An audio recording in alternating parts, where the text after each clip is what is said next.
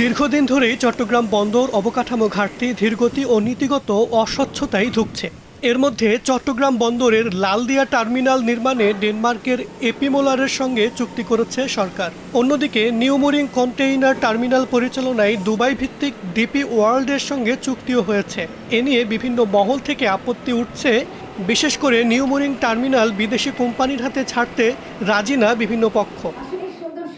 বৃহস্পতিবার রাজধানীতে অর্থনৈতিক সাংবাদিকতা শীর্ষক একটি বইয়ের মোড়ক উন্মোচন অনুষ্ঠানের প্রধান অতিথির বক্তব্যে প্রখ্যাত অর্থনীতিবিদ ডক্টর দেবপ্রিয় ভট্টাচার্য বলেন, বন্দরের সক্ষমতা বাড়ানোর জন্য সরকারি বেসরকারি অংশীদারিত্ব প্রয়োজন। তবে সরকার চুক্তি প্রকাশ না করে তাড়াহুড়ো করে বড় বিনিয়োগ ঘোষণা দিয়েছে, যার স্বচ্ছতা নিয়ে প্রশ্ন উঠছে।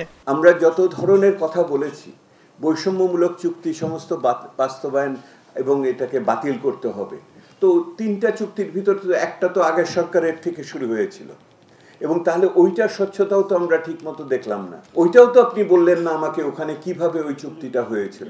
এখানে তো সামগ্রিকতার স্বচ্ছতার অভাব এত ব্যাপক, যেটা আপনাকে আপনার অভিষ্ট নিয়ে সন্দেহ করার আমার সুযোগ করে দিয়েছে। তার মতে দেশের বন্দরগুলোতে নীতি, প্রযুক্তি, নিরাপত্তা এবং অপারেশনাল ম্যানেজমেন্ট সব ক্ষেত্রেই দ্রুত ও সাহসী সংস্কার প্রয়োজন। কিন্তু অংশীজনকে সম্পৃক্ত না করে হঠাৎ সিদ্ধান্ত কার্যকর করলে তা দীর্ঘমেয়াদে টেকসই হবে না।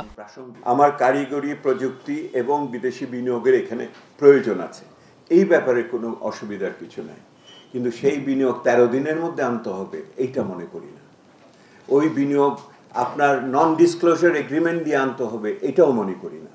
আমরা এক জায়গাতে আপনি কোনো ধরনের আপনি সংস্কার করলেন না, আর আরেক জায়গায় 2 সপ্তাহের ভিতরে এত বড় কাজ করে ফেললেন, আমি তো স্তম্ভিত হয়ে গেছি। তার মানে হলে চাইলে আপনারা পারেন, তাহলে অন্য জায়গায় হলো না কেন? তবে সরকারের ক্রয় সংক্রান্ত বিভাগের সাবেক সচিব ফারুক হোসেন জানান, বিগত 4 বছর ধরে চট্টগ্রাম বন্দরের জন্য বেসরকারি অংশীদারিত্বের দিকে হাঁটছে সরকার। হঠাৎ করে এই বিনিয়োগ আসছে না। জিনিসটা একটা রুটিন কাজ। আমরা অনেক কাজের দায়িত্বই কিন্তু আন্তর্জাতিক দরপত্র দাতাকে দিচ্ছি, এটাও সেভাবে দিচ্ছি। এটা কিন্তু আমরা ন্যাশনাল কোনো টেন্ডারার এটাকে ডিজাইন করতে পারবে না, বিল্ড করতে পারবে না, অপারেট করতে পারবে না, ফাইন্যান্সও করতে পারবে না। স্বচ্ছতা, জবাবদিহিতা ও সময় উপযোগী বিনিয়োগ, এই 3 ভিত্তির উপরই দাঁড়িয়ে থাকবে দেশের ভবিষ্যৎ বন্দর ব্যবস্থা। মাহাবুল ইসলাম, স্টার নিউজ, ঢাকা।